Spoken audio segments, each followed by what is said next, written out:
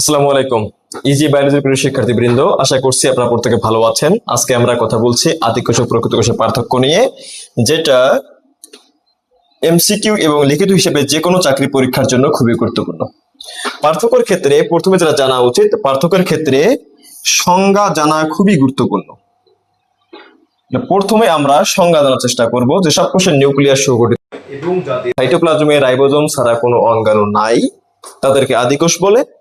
যেসব কোষের নিউক্লিয়াস সুগঠিত এবং যাদের সাইটোপ্লাজমে সকল অঙ্গাণু বিদ্যমান তাদেরকে প্রকৃত কোষ বলে।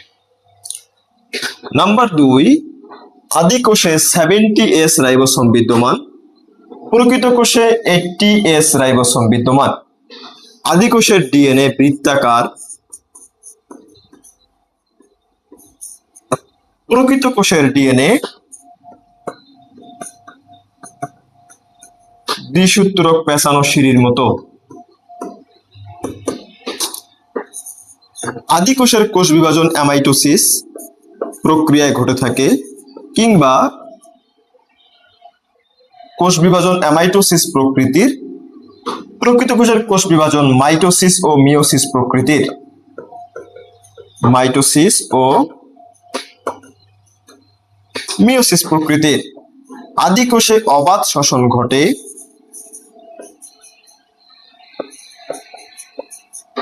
অবাধ শ্বসন ঘটে। প্রকৃত কোষে সবাধ শ্বসন ঘটে। আদি কোষ প্রধানত দ্বিভাজন প্রক্রিয়া বংশ বিস্তার করে। প্রকৃত কোষ প্রধানত যৌন জনন প্রক্রিয়া বংশ বিস্তার করে। সর্বশেষ যেটা আমাদের জানতে হবে, আদি কোষ এবং প্রকৃত কোষের উদাহরণ। ব্যাকটেরিয়া, ব্যাকটেরিয়া, সায়ানোব্যাকটেরিয়া, ইস্ট ইত্যাদি হচ্ছে আদি কোষের উদাহরণ। এর পাশাপাশি প্রকৃত কোষের ক্ষেত্রে শৈবাল, ছত্রাক, উদ্ভিদ, প্রাণী হলো প্রকৃত কোষের উদাহরণ। আমরা যদি এইটুকু এই 7টা পয়েন্টে জানতে পারি, এখান থেকে খুব গুরুত্বপূর্ণ হিসেবে আমরা এমসিকিউ এর প্রস্তুতি একটা খুব ভালোভাবে হয়ে যাবে যে কোনো পরীক্ষার জন্য।